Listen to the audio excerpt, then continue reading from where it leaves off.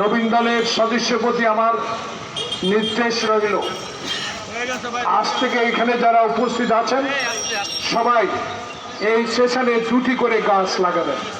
জনাব সভাপতি হুমায়ুন আহমদ তালুকদার, উপস্থিত আমার সহযোদ্ধা, বাংলাদেশ জাতীয়তাবাদী দলের আদর্শের অন্যতম নেতা, যে দেশে যুদ্ধ করে দেশ স্বাধীন করেছিলাম, যেই দেশে যুদ্ধ করে পাকিস্তানের 22 পরিবারের বিরুদ্ধে লড়াই করেছিলাম, লুঙ্গি পরে খালি পায়ে হাফ প্যান্ট পরে যারা যুদ্ধ করে বাংলাদেশ স্বাধীন করেছিলাম, সেই স্বাধীন দেশের এই করুণ অবস্থা আজকে।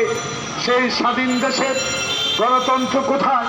সেই স্বাধীন দেশের রাষ্ট্রীয় ক্ষমতা কার বিরুদ্ধে ব্যবহার করা হচ্ছে?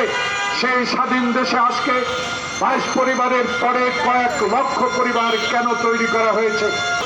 বাংলাদেশে এমন একটি সরকার, যেই সরকার পাথরের মতো বাংলাদেশের মানুষের বুকের উপরে দাঁড়িয়ে আজকে যে কলঙ্ক অধ্যায় সৃষ্টি করছে, সেই সরকারের সহায়ক সরকার বলে আজকে আপনারা দাবিদার এই ভারতীয় সরকার।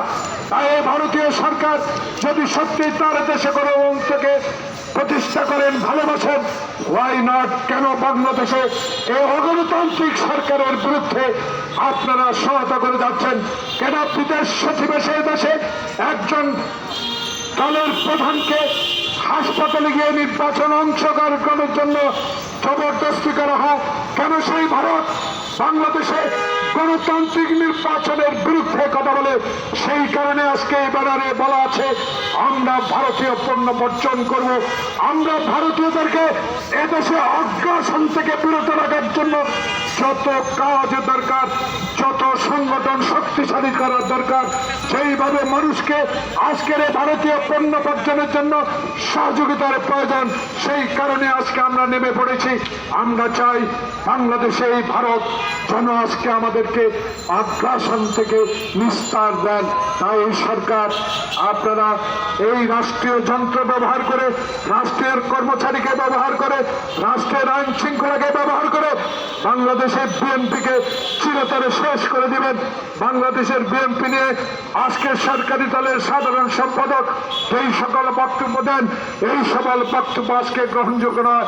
বাংলাদেশ জাতীয়তাবাদী দল যিনি সৃষ্টি করেছেন, যিনি আজকে সংসদ ভবনের আজকে উত্তর প্লাজায় শুয়ে আছেন, যিনি বাংলাদেশের রাজনীতিতে সকল দলের অংশগ্রহণ নিশ্চিত করেছেন, যেই নেতা বাংলাদেশের সফল গণতন্ত্র প্রতিষ্ঠা করেছেন, বহু দলীয় গণতন্ত্র প্রতিষ্ঠা করেছেন, সেই নেতা শহীদ প্রেসিডেন্ট জিয়াউর রহমানের স্বাধীনতার ঘোষণাকে আপনারা অস্বীকার করেন।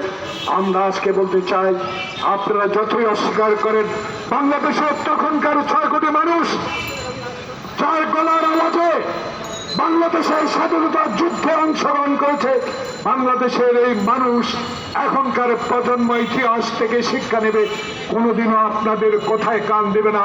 জিয়াউর রহমান এই স্বাধীনতার ঘোষক, জিয়াউর রহমানের এই বহু গণতন্ত্রের প্রবক্তা।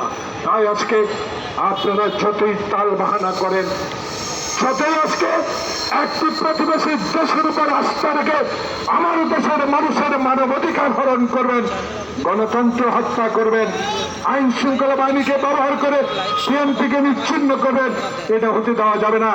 আপনারা মনে করেন না 2024 সালের 7 জানুয়ারি নির্বাচনে আপনারা জোর দখল করে, সংসদ দখল করে 100 দিনের আজকে উদাহরণ আপনাদের দিতে চাই।